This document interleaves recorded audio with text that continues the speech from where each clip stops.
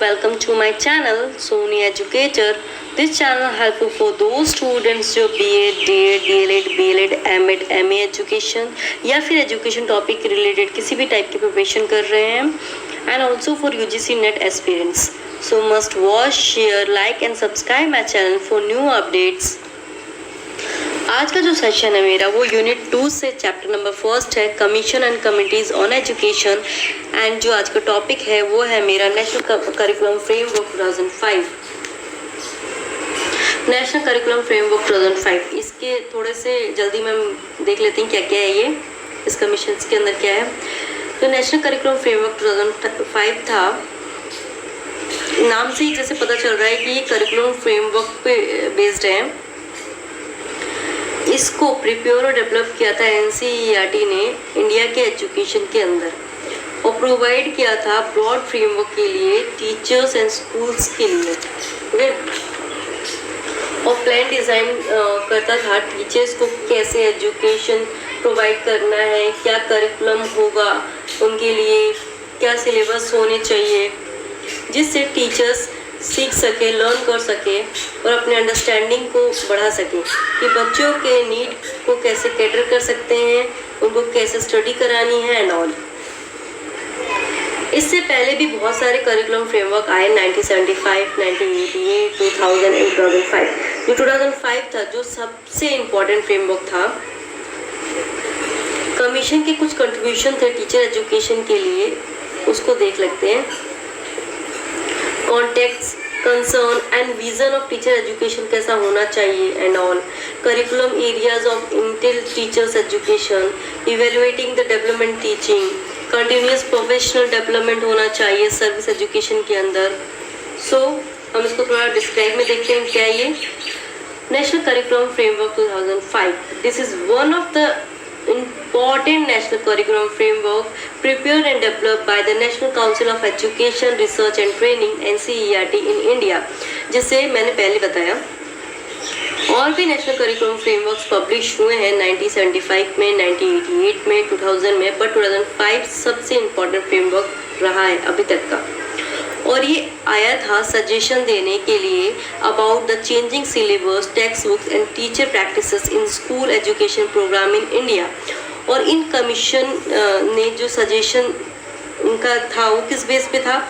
Base पे था government ने जो पहले और भी रिपोर्ट्स वगैरह सबमिट की थी, like education learning without burden, national policy of education 1986, 1992 जो मैंने प्रीवियस वीडियो में डिस्क्राइब में बता रखा है। और भी कुछ डिफरेंट ग्रुप डिस्कशंस हुए थे, उसके बेस्ड पे आया। कमीशन का जो मेन एम था वो NCF रिफॉर्म्स करना था एजुकेशन सिस्टम में बाय इंट्रोड्यूसिंग अ करिकुलम जो कि लर्निंग सेंट्रिक हो, फ्लेक्सिबल हो, टीचर्स को एज अ फैसिलिटेटर बनाया जाए, स्टूडेंट्स को सपोर्ट कैसे करना है, इनकरेज कैसे करना है। ओके, नेक्स्ट NCF 2005 के ऑब्जेक्टिव्स को देखते हैं, क्या क्या ऑब्जेक्टिव्स थे इनके।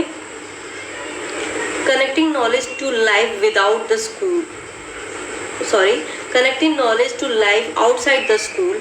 एजुकेशन ऐसा होना चाहिए जो डेली लाइफ कनेक्टेड होनी चाहिए, जो भी उसको रियल वर्ल्ड से कनेक्ट कर सके। ओके, इस टाइप की एजुकेशन करानी है, ना कि उनको रोट मेमोराइजेशन करना है। Second, shifting learning from rote learning, rote learning को शिफ्ट करके रियल लर्निंग पे लेके जाना है, जिससे बच्चों के अंदर अंडरस्टैंडिंग बने और वो अपने रियल लाइफ को अच्छे से अंडरस्टूड कर पाए। Enriching the curriculum so that it goes beyond the text book, curriculum को इनरिच करना है जिससे students beyond the text book जाकर सीख सके, स्टडी कर सके। Making examination more flexible and integrated into life, जो भी एग्जामिनेशन है उनको इंटीग्रेटेड करना है लाइफ के अंदर और एग्जामिनेशन को फ्लेक्सिबल बनाना है स्टूडेंट्स के अकॉर्डिंग। नेक्स्ट, NCERT 2005 के कुछ मेन फोकस है, उनको देख लेते हैं। The main focus of NCERT 2005 are ensuring that irrespective of caste, creed, religion, sex, all are provided with the standard curriculum। Standard curriculum के साथ इंश्योर करना होगा जैसे irrespective caste, creed, religion, sex को एजुकेशंस में। कमीशंस ने recommended किए एक मेजर चेंजेस के लिए जैसे सिलेबस को ऐसा डिज़ाइन किया जाए जिससे लर्निंग जॉयफुल एक्सपीरियंस करे without any stress. Ensuring quality education for all children, सब चिल्ड्रन के लिए क्वालिटी एजुकेशन को इंश्योर किया जाए। Reducing the curriculum load based on insight provide in learning without burden, reduce करना होगा करिकुलम लोड को और प्रोवाइड करनी है लर्निंग विदाउट बर्डन करिकुलम्स। यहाँ पे sense of self reliance and dignity को डेवलप की बात की गई है, बोला गया है कि इंडिविजुअल को कैसे डेवलप किया जाए जिससे उनके अंदर सेंस ऑफ नॉन वायलेंस आए, अक्रॉस द सोसाइटी की फीलिंग हो। Developing a child centre approach with would promote universal enrolment, child centre approach बनाना है जिससे यूनिवर्सल एनरोलमेंट हो सके स्कूल्स के अंदर। नेशनल आइडेंटिटी को प्रमोट किया जाए जिससे स्टूडेंट्स को अमंग फीलिंग आए, हेल्प मिले to re-evaluate the new generation. NCF ने जो ड्राफ्ट किया उसको 22 लैंग्वेजेस में ट्रांसलेट किया जा सकता था in the 8th schedule of the constitutions. NCF was approved by central advisory board in education September 2005। The NCF 2005 seeks to provide a framework within which teachers and schools can choose and plan experience that they think the children should have. Okay? उन्होंने 4 issues को address किया था, educational purpose, educational experience, organisation experience, ensuring learning. NCF 2005 differs करेगा from the curriculum and syllabus और provide करेगा guidelines और different expects को for education.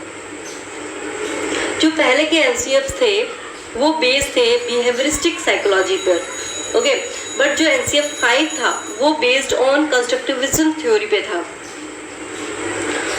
Understood? I hope आज का सेशन आपको अच्छा लगा हो। आप मुझे कमेंट बॉक्स में अपने सजेशन दे सकते हैं and thank you, keep on learning.